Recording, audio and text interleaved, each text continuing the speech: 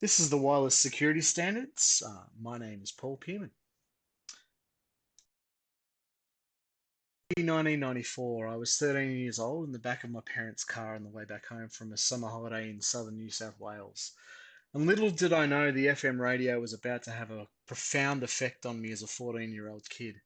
In my possession was my Sony CFD-10 boombox and my massive array of R&B CDs. And thank God to this day that I actually did realize that those CDs wouldn't play in the car whilst it was moving. So I had to traverse the FM dial through the trip back home from southern New South Wales to Melbourne. And I believe we got around about the town of Warragul coming back into Melbourne, which is about 70 odd Ks from Melbourne CBD. And I came across the radio frequency 107.5 megahertz on the FM dial, commonly known in Melbourne and throughout Australia as Triple J radio. And that really changed my life. And thanks to the dawn of electromagnetic waves that was founded in 1880s, my lifelong story with music was born, or rock music was born purely because of the FM radio. So let's take a step back. The year was 1865, and a fellow by the name of James Clerk Maxwell, a Scottish scientist, published his dynamic theory of electromagnetic fields. Later, Heinrich Hertz would prove Maxwell's theories correct when he conducted a series of experiments using an item like we see on screen here, which consisted of a pair of 1 meter copper wires with a 7.5 millimeter spark gap between them, ending in two 30 centimeter spheres. Now, when an induction coil was used to spark high voltage bolts between the sides, sparks crossed the gap, and obviously that created standing waves of radio current, which are approximately 50 megahertz. So, utilizing these findings of Hertz, further enhancing the range of radio waves through the use of a monopole antenna and grounding his transmitter and receiver, Marconi patented his system on the 2nd of June 1896 under British patent number 12039, titled Improvements in Transmitting Electrical Impulses and Signals and in Apparatus Therefore. If you fast forward through the 20th century with the invention of amplitude modulated radio, or AM radio, by Reginald Fessenden and Lee De Forest in 1906, and further past World War I into the Depression, the invention of frequency modulation radio, or FM radio, that's still widely used today by Edwin H. Armstrong in 1933. Furthermore, the addition of the first mobile telephone service, commercialized by AT&T in St. Louis in 1947, and then obviously the advent of the digital telephone network in the 1970s. And we arrived back at 1994 with the release of the World Wide Web and the subsequent commercialization of it. And myself traveling in my parents' car listening to, if you know, must know it was Radiohead.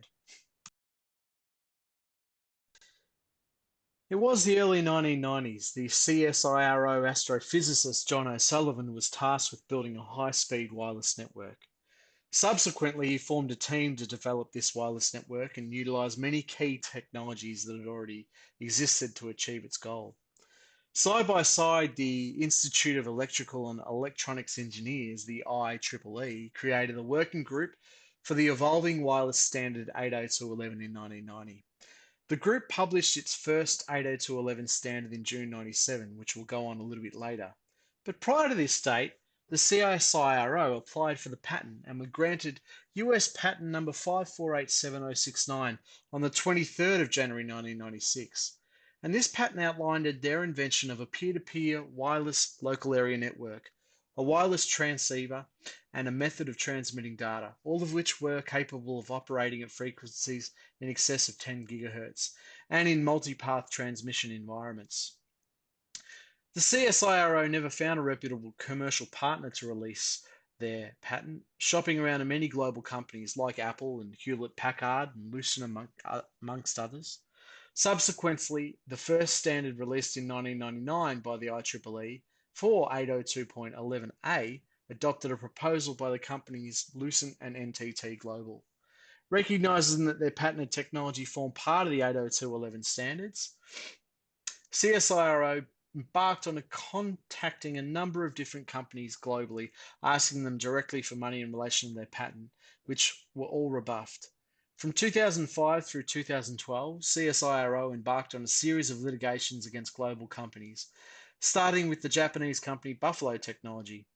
And look, other companies followed, and all litigation attempts were settled prior to court in favour of the CSIRO, albeit without the evidential proof that CSIRO did indeed develop and invent the Wi-Fi standard 802.11.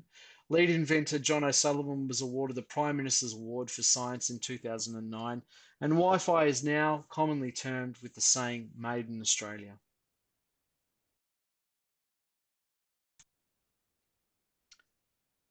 Now, to further delve deeper into the 802.11 Wi-Fi standards, I think it's paramount that we actually visit some common terms that we'll be speaking about. First and foremost, frequency and bandwidth. Frequency is defined as the total number of wave cycles in each second of a waveform. Now, the top figure there on the screen, we can see that there are two different waveforms within the 1 unit of time. One measuring 1 megahertz per second, which is the top blue wave, and the other is 2 megahertz per second, which is the lighter blue wave at the bottom, within a specific unit of time. Now, bandwidth, subsequently, is a range of frequencies that are present in a signal. So it is defined as the difference in the upper and lower frequency components in the signal. Now, in that middle figure on screen there, that figure shows the bandwidth of a signal, which is FL being the lower frequency and FU being the upper frequency, and the bandwidth being the difference in the two. Now, lastly, with this, data signaling rate.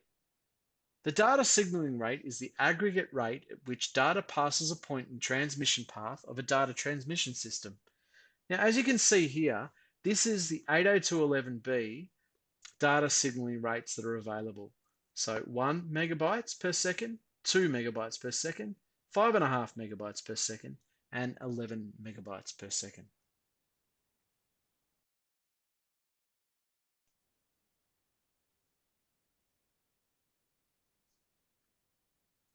Multiple input and multiple output, MIMO, is a wireless technology that, when deployed, uses multiple antennas at both the course and the destination. This technology enables a Wi-Fi standard to send and receive more data, increasing the capacity, yet not increasing the spectrum of this Wi-Fi signal. Now, I look at it this way. It's like 1 by 1 MIMO is 1 road in and 1 road out. And multiple input, multiple output is 2 roads in and 2 roads out, or more. You can have 4 by 4 or even 8 by 8. Now, what's considered massive MIMO is 8 by 8 or more. But that essentially explains in pictorial view what multiple input and multiple output is. Beamforming. To explain beamforming, I'll use a scenario of a submarine sonar system. Say there are multiple antennas on the submarine that submit the sonar radio waves to another submarine in the ocean. Now, dependent on the angle and location of the original antennas, the sonar signal will be received by the receiving submarine's antenna that is closest to the other submarine's antenna first. Beamforming essentially sends the sonar signal at differing intervals so that the receiving submarine's antenna receives the sonar signal at the same time, hence increasing the strength of the sonar signal received. Relating this principle to a Wi-Fi router will send a signal from multiple antennas to your endpoint at differing intervals in a straight line, enhancing the Wi-Fi signal, as we can see here on the screen, which is beamforming on a network using multiple input, multiple output to multiple devices.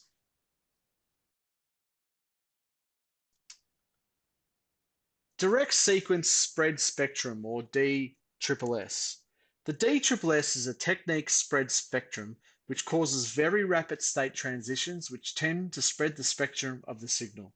This artificially causes very high throughput where the spectrum of the Wi-Fi signal is spread across the bandwidth. Now, on the figure on screen there, the green is the code to be sent. So imagine the code to be sent in this example is 101.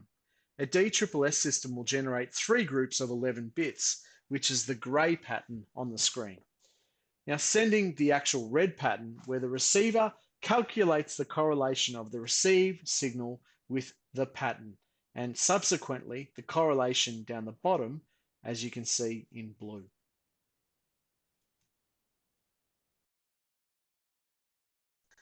OFDM, or orthogonal frequency division multiplexing.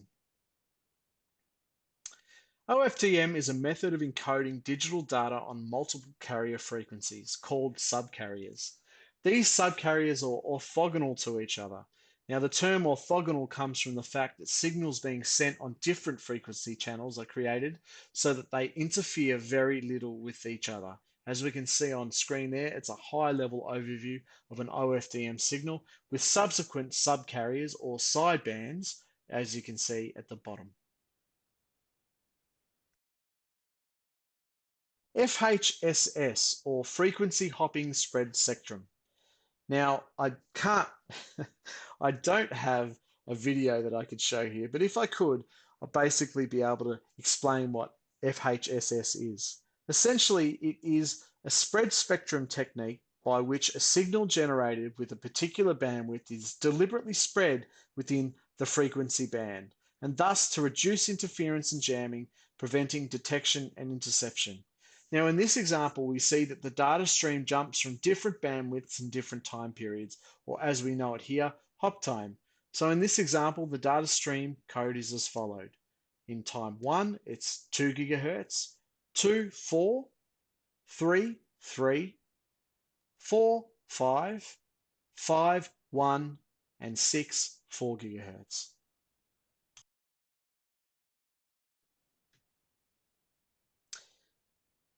So the original version of the IEEE 802.11 standard was released in 1997. And as you can see there, the frequency band was 2.4 gigahertz and a bandwidth of 22 megahertz. There was no MIMO, or modulation was DSSS that I've just explained, and frequency hopping as well. The stream data rate was considerably low, hence why there was only a number of products that were commercially available, but it was really not popularized due to the slow speeds. Subsequently, the updated version 802.11 was 802.11b, which was actually released in September 1999 alongside 802.11a, or Wi-Fi 2. 802.11b, which saw the stream rate extended from 2 megabytes per second to a maximum of 11 megabytes per second. Subsequently, the updated 802.11b also utilized the DSSS modulation that was in the original 802.11 standard. The 802.11b standard suffered from extensive interference from other products operating in the 2.4 gigahertz band, like a microwave oven. In addition to 802.11b, the 802.11a was released at the same time, as I said, which was the first standard to use OFMD modulation. 802.11g was released in 2003 as an update to the original standard, operating within the same bandwidth as 802.11b. It had increased data stream rates due to its implementation of OFDM modulation and its links to 802.11a. It also suffered from overcrowding like 802.11b, having used the same frequency of 2.4 gigahertz. The 802.11n standard was published in 1999. It's increased speeds over its predecessors with the implementation of multiple input and multiple output modulation, enabling 4 data streams in addition to the frequency band of either 2.4 GHz or 5 GHz. Unless crowding was achieved on some access points, with band steering able to direct legacy clients to the 2.4 GHz band and compatible clients to the 5 GHz band. Implicit beamforming was also introduced. 802.11ac was first published in 2013, which saw a mandatory frequency of 80 MHz used with an optional 160 MHz, supporting for up to 8 multiple input, multiple output streams and data rates possible up to 3,466.80 megabytes per second. Explicit beamforming was made much easier to implement as a collaboration session between the access point and the client prior to using beamform is standard with 802.11ac. The 802.11ax is the next generation wireless standard released in 2019, or Wi-Fi 6. It's been widely supported by many vendors and is still in draft format. However, Wi-Fi 6 enables OFDMA, or Orthogonal Frequency Division Multiple Access, which is a multi-user version of OFDM that has subsets of the subcarriers in OFDM to individual users.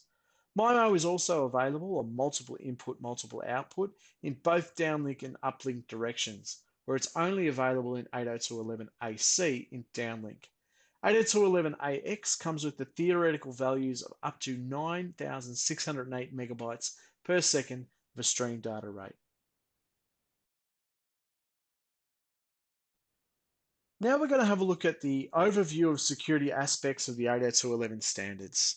Now, the original legacy 802.11 was released with Wired Equivalent Privacy, or WEP. Now, WEP was also in 802.11a and 802.11b in 1999. With the advent and release of 802.11g, which saw increased speeds, also saw the decrease of the vulnerabilities we saw with WEP, and released Wi-Fi protected access, which is now being common with 802.11n and updated version WPA2, and 802.11ac also enrolling WPA2 as their security protocol. 802.11ax sees a new security protocol, WPA3.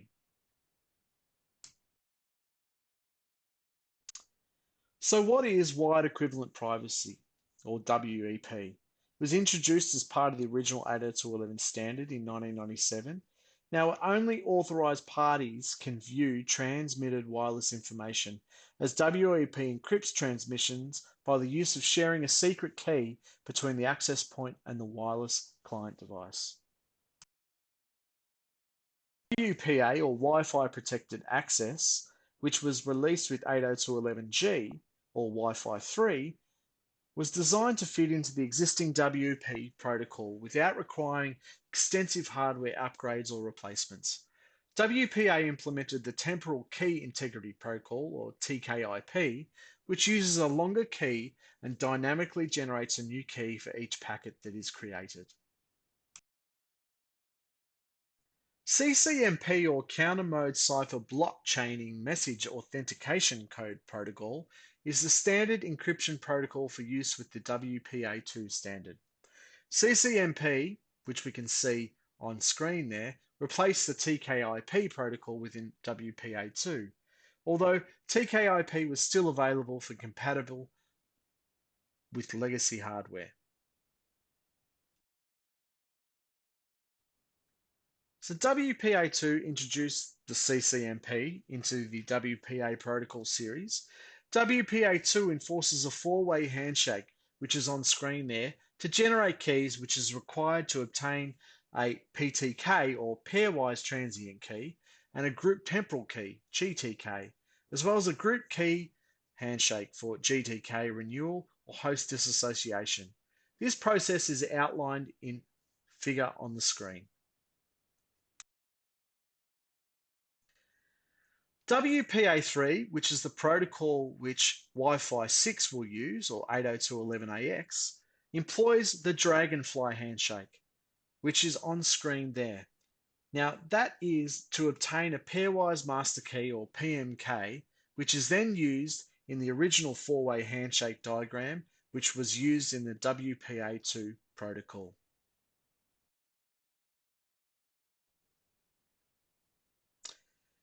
It's been 155 years since James Clerk Maxwell devised the theory on electromagnetic waves, which was later proved by Hertz and enhanced by Marconi, to the realization of AM and FM radio and the dawn of the digital age. In 1990, an 802.11 committee was formed, taking 7 years to publish its first 802.11 standard, which was the legacy standard in 1997. Regardless of who created the first Wi-Fi standard, whether it was CSIRO or the 802.11 group, this technology has enabled a truly connected world, both in the home, the workplace, and the public domain. With the freedom of connectivity comes the requirements of security, of which a brief overview has been given. This paper hopes to clarify an overview of the history of the wireless standards, which obviously can be worked upon in the numerous enhancements that will see to 802.11 in the near future. Thank you very much.